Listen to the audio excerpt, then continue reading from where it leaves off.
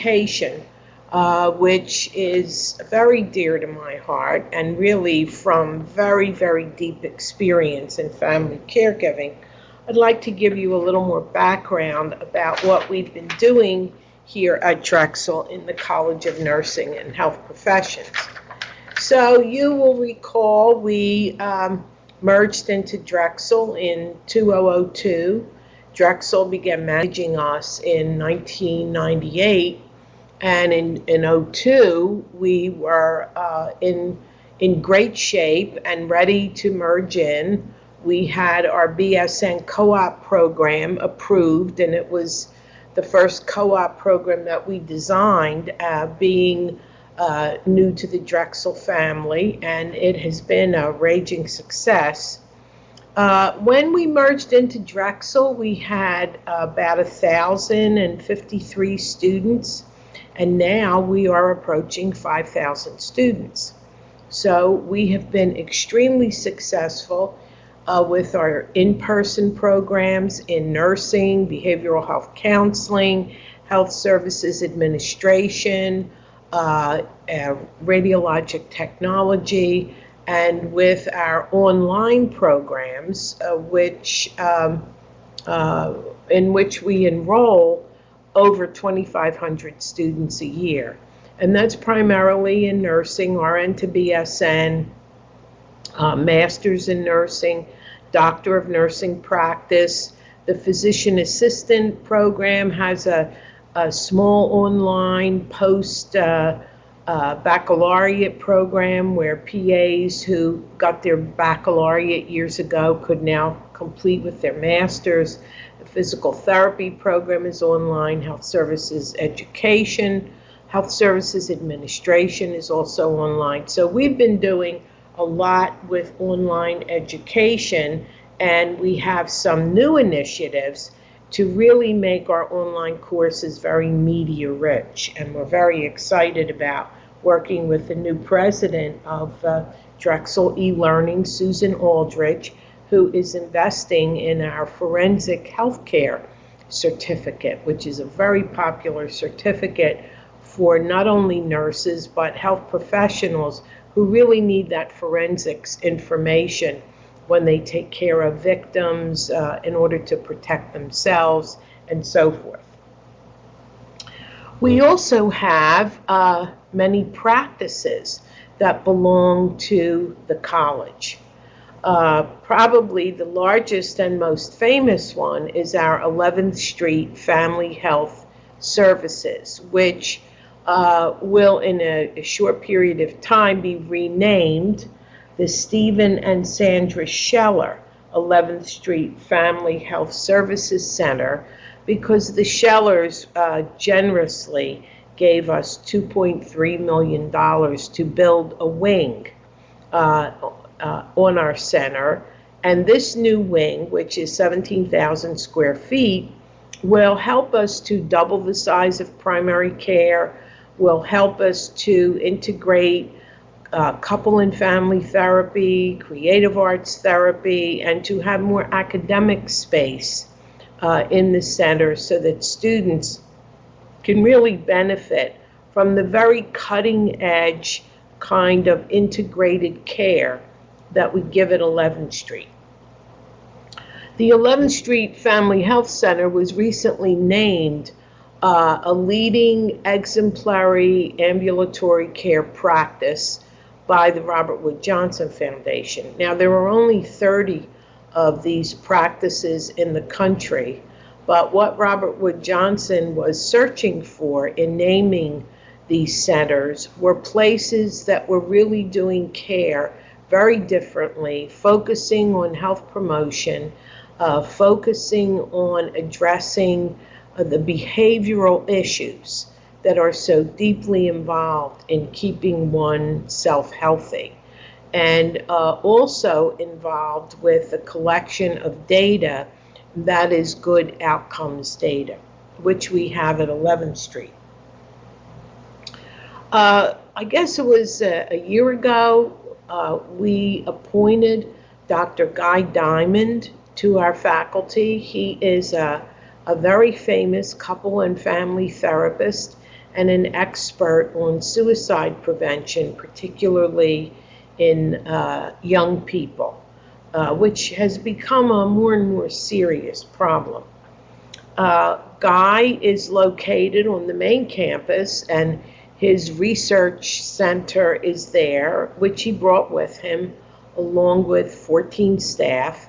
And Guy is a wonderful addition to the faculty in the couple and family therapy department. He's helping us to retool the PhD, and he's working closely with faculty who have been seeking funding for their own programs of research. And then we have been, over the last 3 years, doing a phased move out of our beloved Bellet building and into the 3 Parkway building. Now, the 3 Parkway building is about a block and a half from 15th and Race, where we are now. It's 16th and Cherry, and it is a Class A building in which the university leased the 2nd floor, the 7th floor, academic space on the 6th floor, the half of the 3rd floor, and the 8th floor. I think it's now about 88,000 square feet. And then we are doing, acquiring the 9th floor in November, and which will enable some of the nursing staff to move over. We now have about 83 faculty residing in 3 Parkway. We have plans for another 90 to move in November, and now we are attempting to figure out where the administration and the remainder of the faculty and programs would go. I happened to be there today because it was our physical therapy's accreditation exit visit, and I had the opportunity to tour in a little more in-depth way the new space in the 7th floor, and I can tell you the faculty are just thrilled. And I'm thrilled because this is a very hardworking faculty. We have 200 full-time faculty now and 104 staff who really do try to put students first. And I think that's why we've been so successful with our enrollment growth in this college.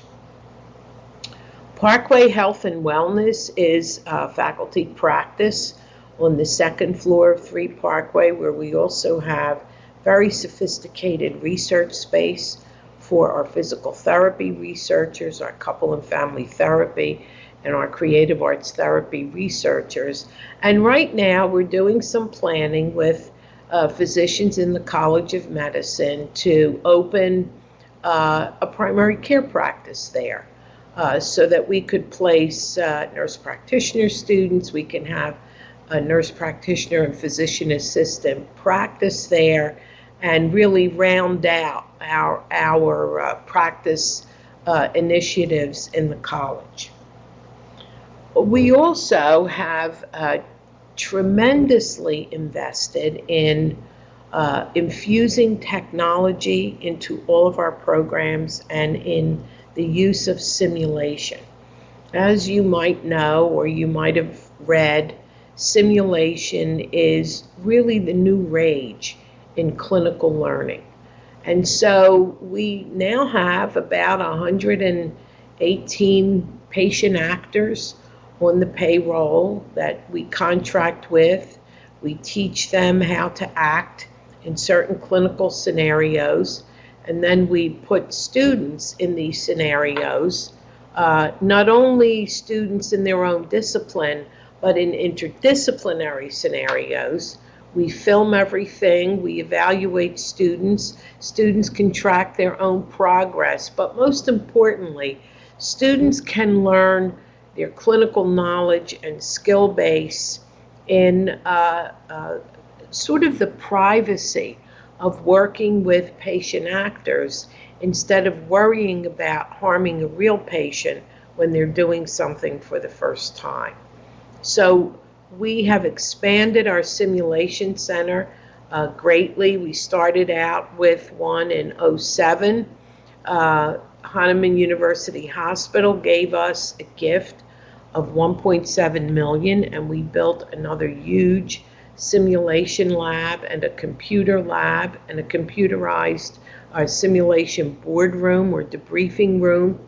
And we have really delved very deeply into simulation as a pedagogy, as a way to teach our patients, our students. We have wonderful faculty whom we have supported that have been trained at Harvard University, which offers courses in simulation and debriefing with good judgment.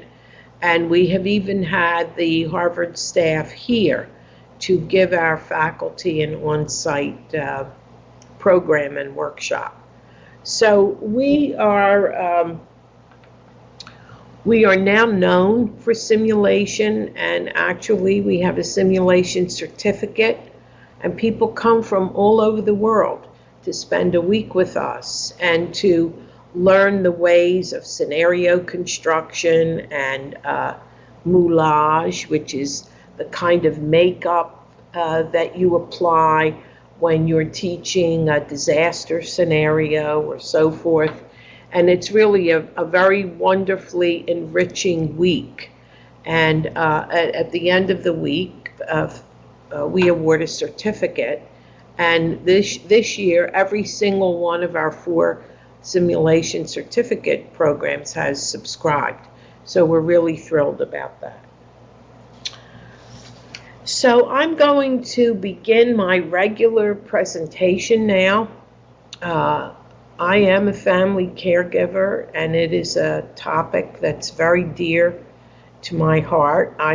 My husband and I took care of our parents, my husband's mother and my mother and father, for 22 years. They lived in our home.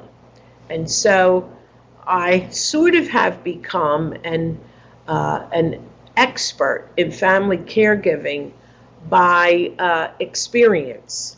I'm a psychiatric nurse, I'm a psychologist, and so I have a great interest in examining the issues and helping families and family caregivers develop strategies to cope with some of the kinds of issues that come up. So let me tell you a little story just to get us started.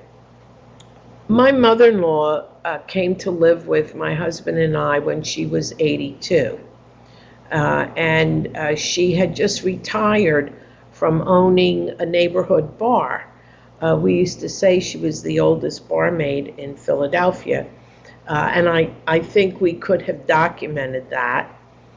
And when my mother-in-law came to live with my husband and I, it really wasn't like family caregiving when she moved in, because she was a friend, she was fun, we took her on vacations, she was independent, she took care of herself, until of course she had a heart attack about a year after she moved in with us, and then the picture started to change. So I would say to anyone who's listening, who may be a family caregiver, and I would imagine that of the folks online here, many of you have had some experience with family caregiving. My mother-in-law had a heart attack, and of course that changed our relationship. It changed the caregiving needs, but not so much. I mean, we got through it. We advocated for her wishes.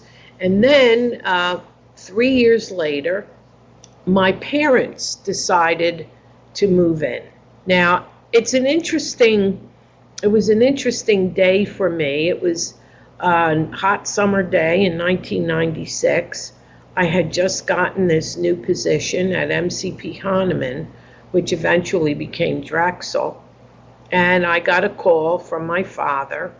My mother had been dealing with dementia for about 5 years, and she was getting worse, and we knew that. And they were living in their original home in South Philadelphia, and they had very good neighbors and a good support system. But I think my father was getting to the point where he really could not support and care for my mother any longer, because her dementia was getting too her dementia was getting too severe. So I was in my office, the phone rang, I picked up the phone, my father said, "Hi, Glor, guess what? I sold my house, we're moving in 2 weeks." And I said, "Oh, great." Well, what could I say? We had talked about it, but it was now there. So 3 years after my mother-in-law moved in, we now had my mother and father. My mother with pretty severe dementia. And those of you who are involved in family caregiving know that when you care for someone with dementia, your relationship with them changes. It's different because they have personality changes, and of course the memory loss and so forth. So when my mother and father moved in, my mother was very calm, very docile, not very communicative, which really bothered my father, because my father was having trouble accepting her dementia. One of the things that you really deal with when you are trying to incorporate family members into your home is you have to deal with merging their stuff with your stuff. And that can be a source of tension. There are lots of sources of tension when you're engaging in family caregiving. But I'll just tell you this little story because I think it's kind of an exemplar of the kinds of things you experience when you get deeply into family caregiving. On moving day, my father had a truck pull into our driveway, and all my mother and father's things were in it. And I had a very large home, and it's an old home with a lot of the original woodwork, and it's dark and it's oak, and it's very Tudorish looking. And my father came in, and he had my mother's famous, treasured angel cherub pole lamp from the 1950s in his hand. And it had 2 huge glass globes and these golden angels underneath and these prisms hanging and a pole that was all done in white and gold splashed paint. And I said to my father, where are you going with that? And he said, I'm going to find the perfect place for it in your very drab living room. Oh, I said, I don't think so. And he said, oh yes, you really need something in here to brighten things up. And I kind of was trying to think of a counter, and I said, remember, Dad, we have 9-foot ceilings in here, and the pole lamp only goes to 8 feet. And he said, I will get an extension. And I said, I have a better idea.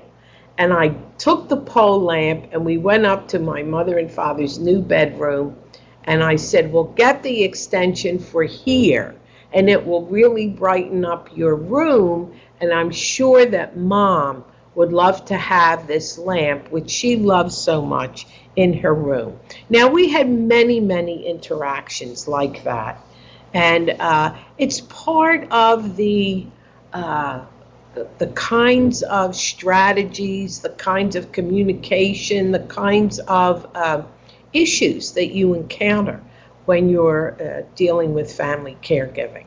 So if we could have the first slide. Family caregiving is so prevalent in this country. There are 44 million people who do some form of family caregiving.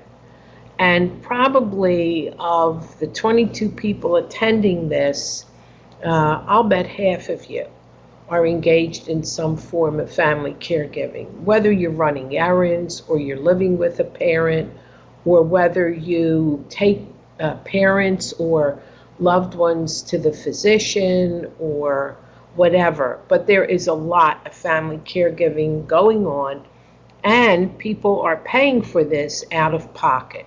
Actually, in this country, people spend out of pocket $300 billion annually in family caregiving. The Alliance for Caregiving of the American Association of Retired Persons did a very interesting study. They studied a random sample of 6,000 adults, and they found 1,247 caregivers. And family caregiving crosses all ethnic groups, racial groups, socioeconomic groups. It really knows no specific group. Everybody is doing it because in this country, we do not have systems in place to really take care of the aging population in place. In many European countries, I think Great Britain and Netherlands, there are ways that communities keep the elderly in their homes. And we have not really reached a point yet in this country where we have figured out those mechanisms. So who are family caregivers? They're family or friends who provide a range of assistance, some 40 hours a week or more. I mean, when you learn when you're a family caregiver that you have to live a very planful life. For 22 years, my husband and I could never be sitting at dinner and saying, oh, let's go for a ride after dinner. Or let's call so-and-so and go over to visit them. We had to plan everything because somebody had to be there. Or we had to have some emergency situation, emergency backup in place. So if you're okay with that, and I always was because I like to plan anything anyway. My husband is much more spontaneous than I am, and he's the guy that likes to get in the car with no destination. So it was much harder on him than it was on me. But family caregivers provide all kinds of support.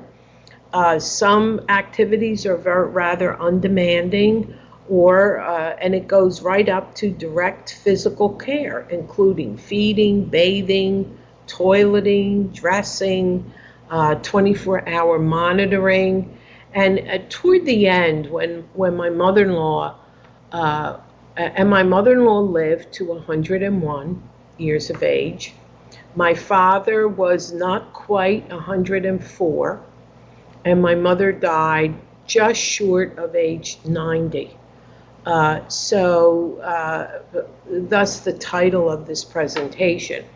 And I think if my father hadn't fallen when he was age 99, he might have made it to 110. But the fall and the general anesthesia that accompanied the surgery really put him on a course of dementia, and which was very, very difficult to deal with. So more than 21% of the adult population in the United States does some form of unpaid caregiving. 23 million households. or 44 million individuals are engaged in some sort of family caregiving. And 1 in 5, 20% of them, report that they give more than 40 hours of care per week. And they do this on average for 4.3 years. So my husband and I did a very long stint with 22 years, but the average is 4.3 in the AARP study. 1 in 4 caregivers report that they're living with the person cared for, as my husband and I were, and most caregivers fulfill multiple roles. So I was, my husband and I were partners. I work. He retired about 15 years ago, and so he was home with this much more than I was. He managed many of the caregiving responsibilities in the beginning, and at the same time, which is counter to what the study found, because the study found that the typical caregiver is a 46-year-old woman who has at least some college experience and provides more than 20 hours of care each week to her mother. I gave this talk a while ago at Community College of Philadelphia. It was a student lecture, seminar and lecture. And at the end of it, a nurse came up to me. I knew her from a hospital that I had visited several times. And she said, I'm so glad I came to your lecture, because I'm dealing with a lot of the things that you described, but I never talk about it with anybody. And I said, well, why not? She said, because sometimes it's so painful. I live alone with my mother, and let me give you an example. She said, the other night I came home, and my mother has, I would call it moderate dementia, and my mother had taken all of my clothes out of all of my drawers and out of the closet and put them all on top of the dining room table. And I looked, and of course I was very angry, and I said to my mother, why did you do that? And she didn't remember doing it. So of course, she said I spent the next 2 hours putting all of my belongings away. But I never told anybody that story because I'm ashamed. I just didn't want to share that. I just don't want people to know how I'm living. And of course, my response to her was, you're really doing a very beautiful thing, taking care of your mother. What you need to do is figure out how you're going to get some respite, how you're going to get a little relief, a little help, which is a very, very big part of doing this family caregiving successfully. Now, the study, the ARP study found 61% of all caregivers are women.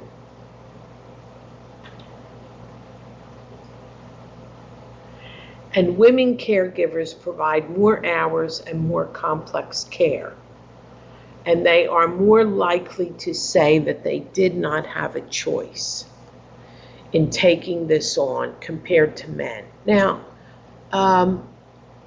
I think if you really look at some of the literature, at some of the studies done on family caregivers, there are often women who end up as the primary family caregiver who have brothers, and they will tell you as part of the study that, it was kind of foisted on them, or the sister-in-laws really didn't want to assume the responsibility. And so women caregivers, at least according to this study, do provide many more hours of care. And they're more likely to experience a higher level of emotional stress. I didn't experience that in my situation, I think largely because My husband and I are both only children. It really was not a choice. We always knew that we would have our parents with us someday, because that's kind of the way everybody lives in our family. I can't remember one family member, a grandparent or an aunt, that was ever placed in a nursing home unless they had some very, very serious, debilitating illness that family members could not handle. So, yes, there's stress, but life is stressful, and it depends on the way you manage these situations, and it also depends on finding some very good help along the way, be it daycare, and there are some very good places where you can bring your loved one to spend a day with people of their same age and engage in activities and so forth. But you have to take the time to research and really find the kinds of services that you think you need. Next slide. Caregivers experience what researchers call perceived levels of burden. And so there could be a low level of burden, which is number one, and then a very high level of burden. And each level involves a higher degree of caregiving responsibility.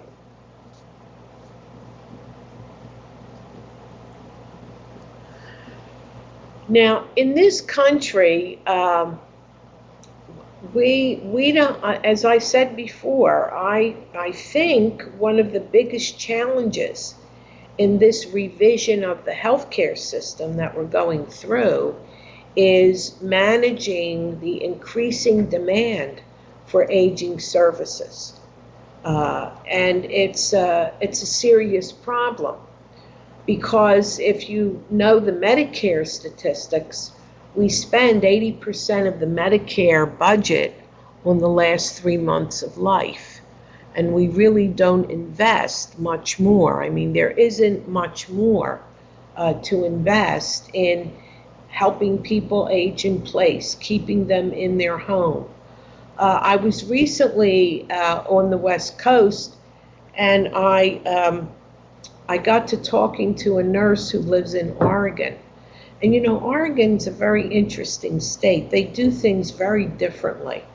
And she said that small foster homes for 5 or 6 elderly are cropping up all over the place.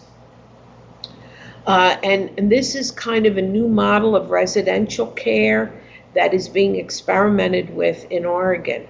So let's say you're a nurse or a social worker, or you have some background in healthcare, and you have a home, and you register with the state or the county, however it's done, and you can take 5 or 6 residents into your home, and it's group living, but for the elderly. And a colleague of mine has visited these places and said they're really working out very well, and the residents that live there like it very much. I think we're going to see more of that. We need to be thinking about ways of recruiting and retaining qualified staff in an industry that's historically been very low wage. So we don't compensate people very well who actually do care for the elderly. And we need to think about how caring for the elderly gets integrated with other provider organizations like hospitals, home care, and so forth.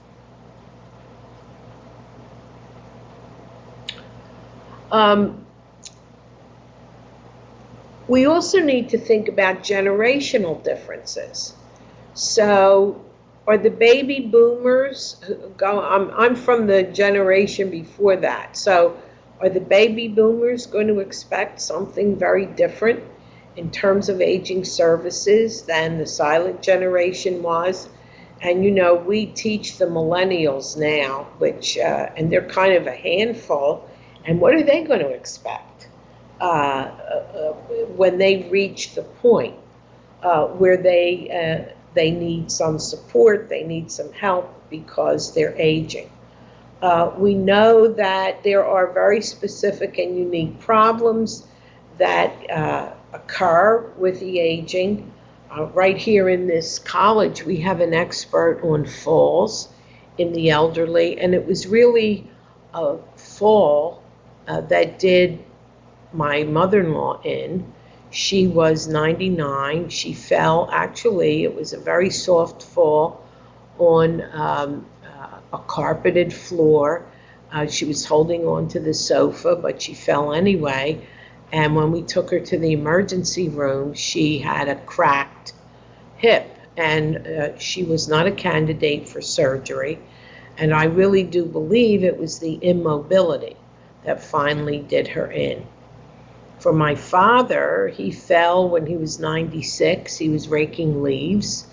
And then he fell again when he was 99 because he was attempting to climb the stairs and eat a cookie at the same time. And he fell backwards and he broke his other femur.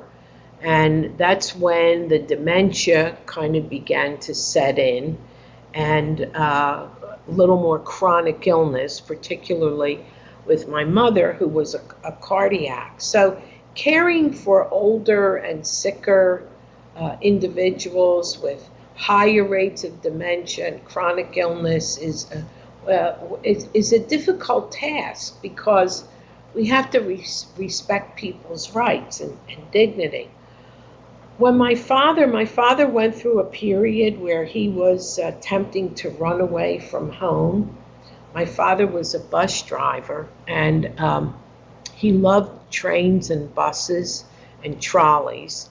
And of course, I live in Wynwood, and I'm about half a block from the R5, the Wynwood train station. And one day, my father ran away. My mother-in-law was screaming, and it was a very warm day. It was 95 degrees, and I could see my father hightailing it toward the train station. And I ran, of course, bursted out of the house, ran down the hill. Fortunately, it was downhill. And he crossed the street. There was nothing coming, but I don't even think he looked.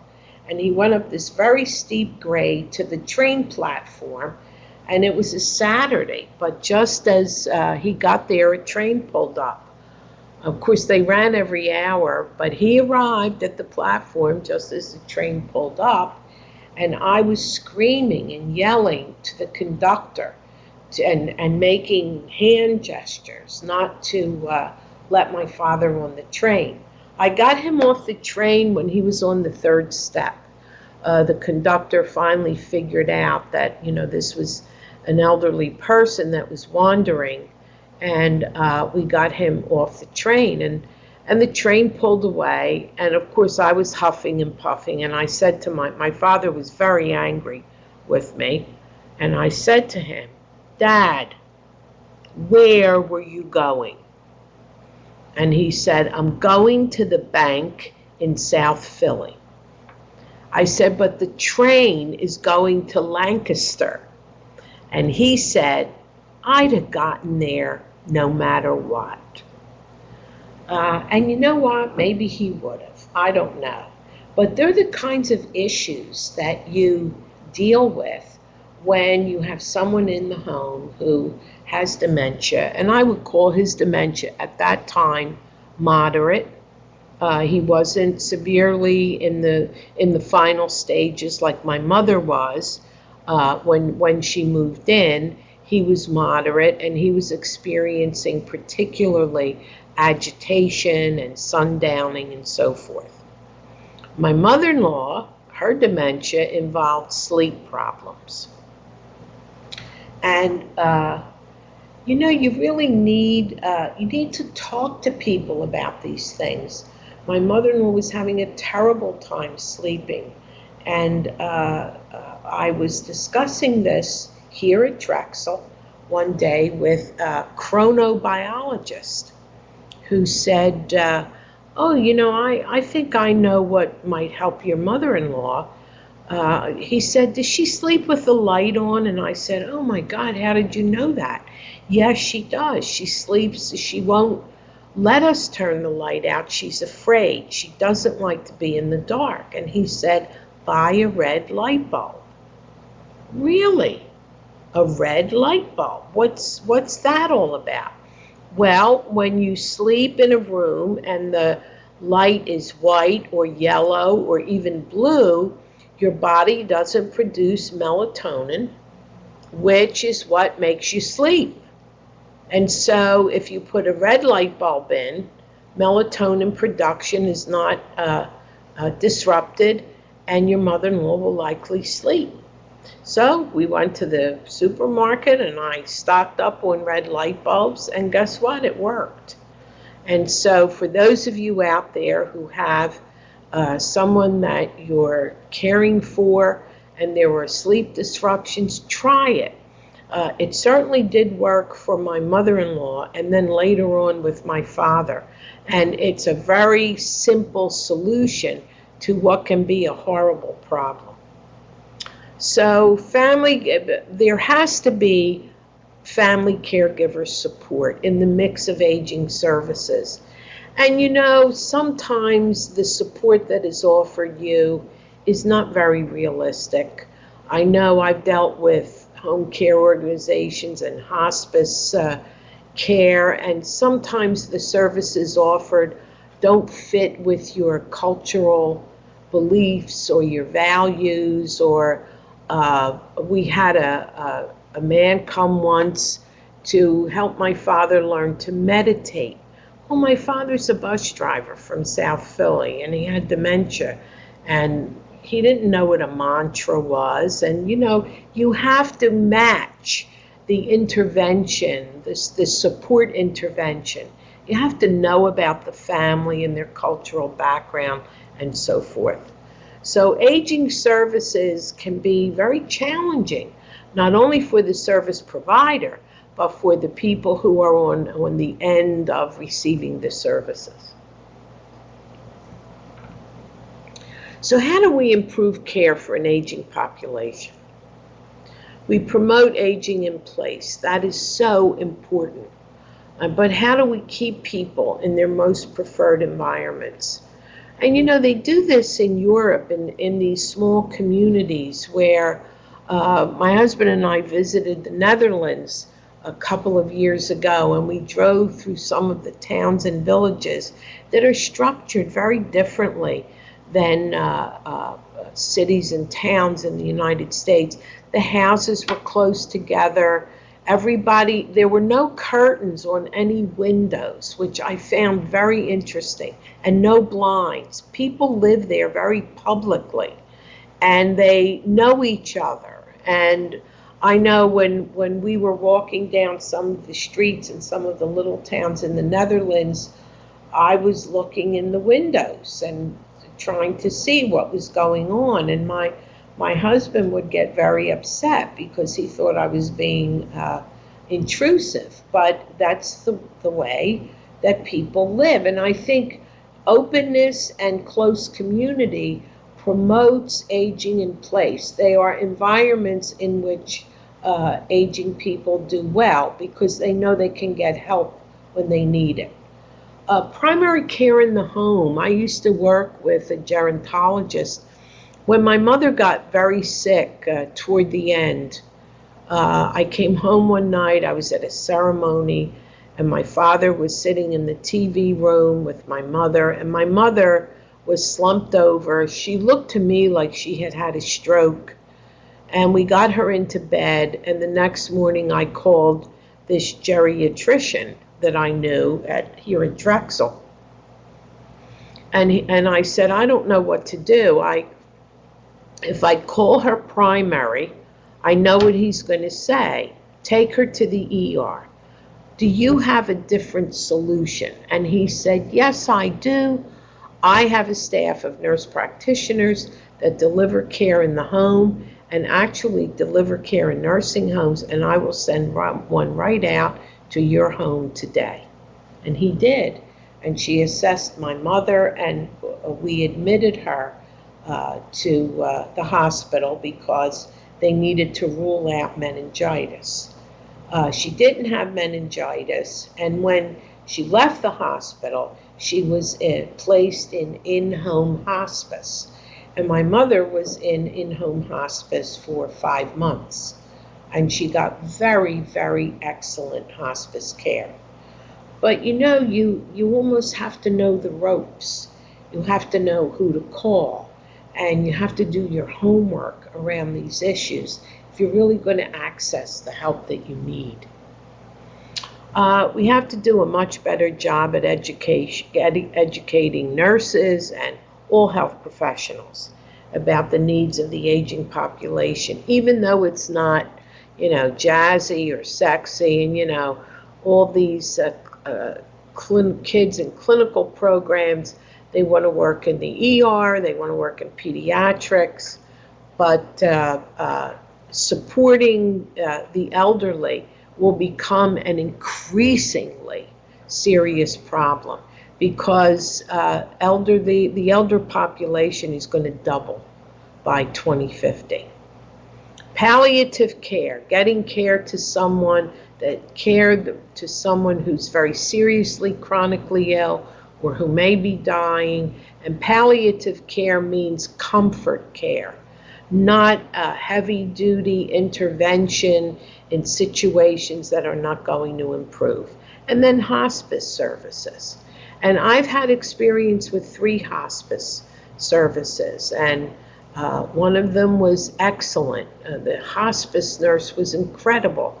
The aide was incredible. But I've had negative experiences also, where the nurse was not experienced enough, and she didn't even want to go to the bedroom and assess the patient. So the range of quality is sometimes very uneven, and when you're experiencing these services, you need to speak up. So, how do we support family caregivers? By 2050, we're going to have 80 million elderly individuals in this country with being cared for by family caregivers.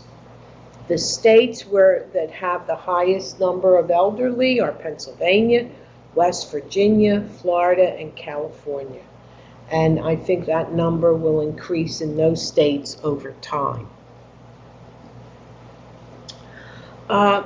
You really need to learn everything you can about how family caregivers cope. So what did the AARP study teach us? I think one of the most interesting findings was the leading coping mechanism of family caregivers in that study was prayer. 73% of family caregivers cope through prayer. Because spirituality is a very important element, I think, of helping you get through difficult situations. Other caregivers cope by talking with friends. I remember the nurse who never talked about her experiences with her mother. And that could have led to some serious health problems for her. Talking with relatives, seeking information. Some people go out and exercise. They'll join a yoga group if they have someone to kind of pick up the responsibility, or they'll run. They'll talk to a health professional. And of course, there are many family caregivers who are taking medications or who are ill themselves. There are a lot of websites where family caregivers blog. And I remember when my mother was sort of coming to the end, and she had been in bed for at least 3 months.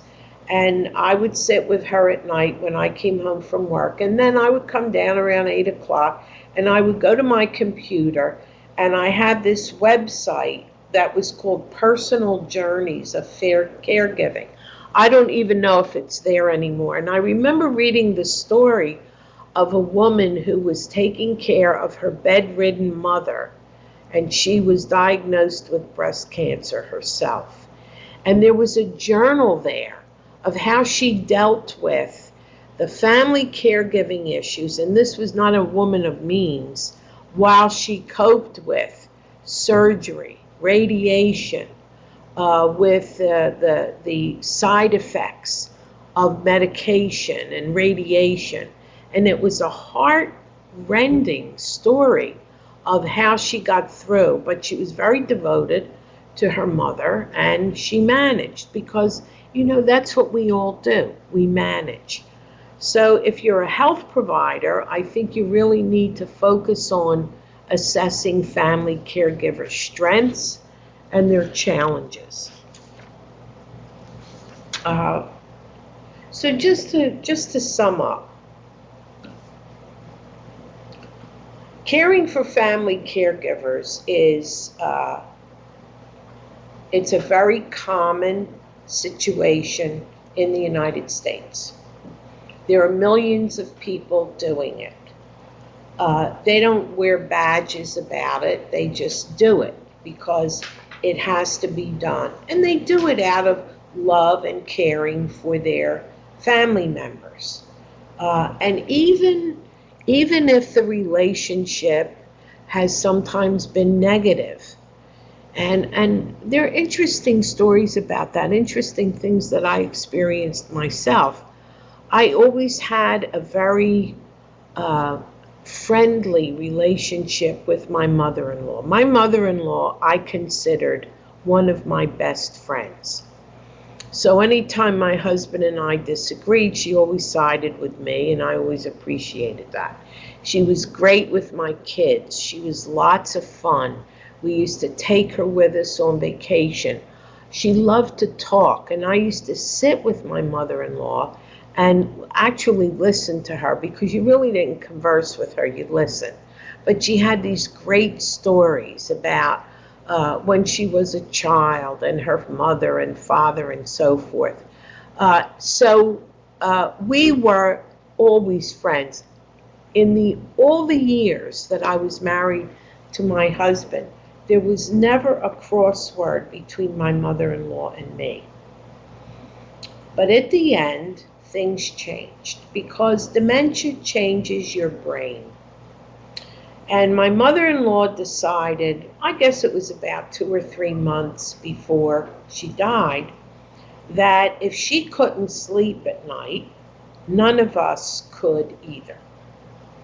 So at around 11 o'clock, when we all retired to bed, she would begin screaming my husband's name. And she would scream, "Joseph, Joseph." Now you could imagine hearing that 50 times, 75 times.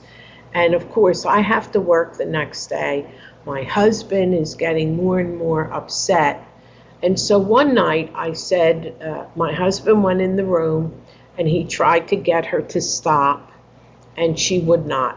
And so I said to him, "Okay, I'll go in. I'm the professional here. I'm the psychiatric nurse. I will go in and take care of this. Do I have your blessing with this, Joe?" And he said, "Go ahead." So I went in and I said, "Mom, it's very late, and Joe and I really need our rest." And she said, "Well, I don't." And I said, "Okay, Mom." I said, "But, I said, let's think of it this way." I said, "My father, who's much older than you, is in the next room, and we all need our rest, and he does too." And she said, "Your precious, precious father." And I thought, oh, God. And what am I going to pull out of the hat now? And I said, "Mom," I said, let me put it this way. I said, I have a very demanding job. And I said, and Joe is here all day with you and Dad. And I would really appreciate it if you can't sleep, that you just not yell. We need to rest. And I know, Mom, that you understand that we love you. We want you to get a good night's sleep. But if you just lie there and not say anything, you'll finally drift off. And she looked me in the eye with a look that I had never ever seen my mother-in-law have. And she said to me, my husband always said, never trust Italians. Now, I'm Italian. Of course, my mother-in-law was Lithuanian. I never knew.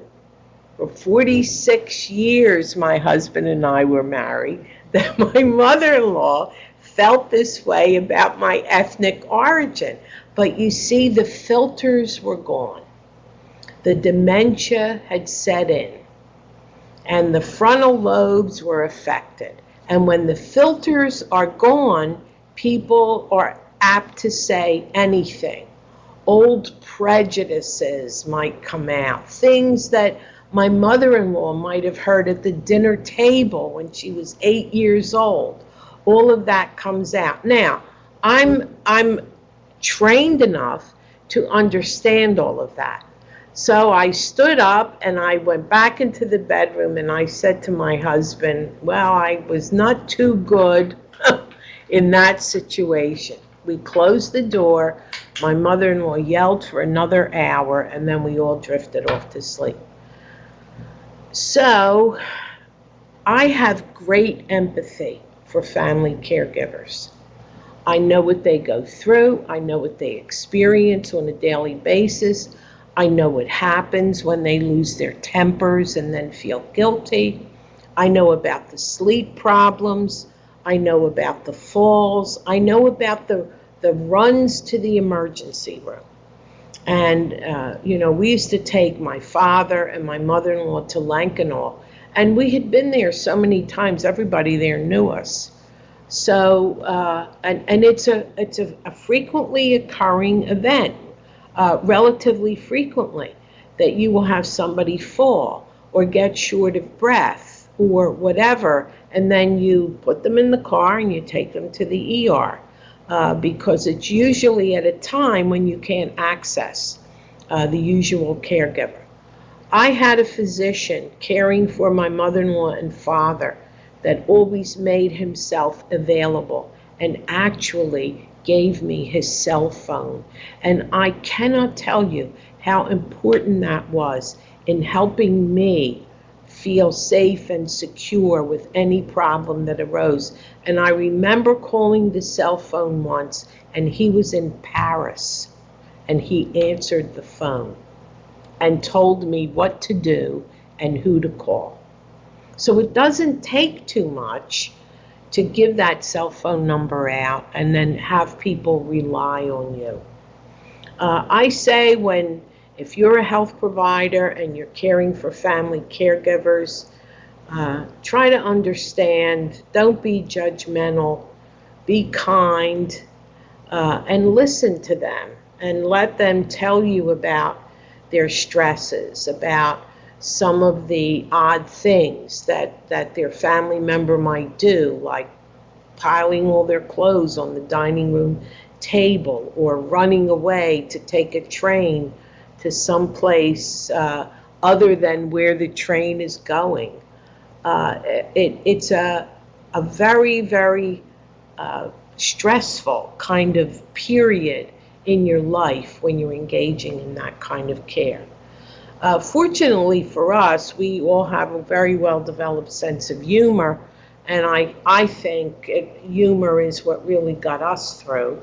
And if you work with people who have a sense of humor, and some people do and some people don't, The thing is, if you have a sense of humor as the caregiver, but the person being cared for does not, then you cannot use that as a strategy, because it might be interpreted as a put down or whatever. So you really have to know your patients, your clients.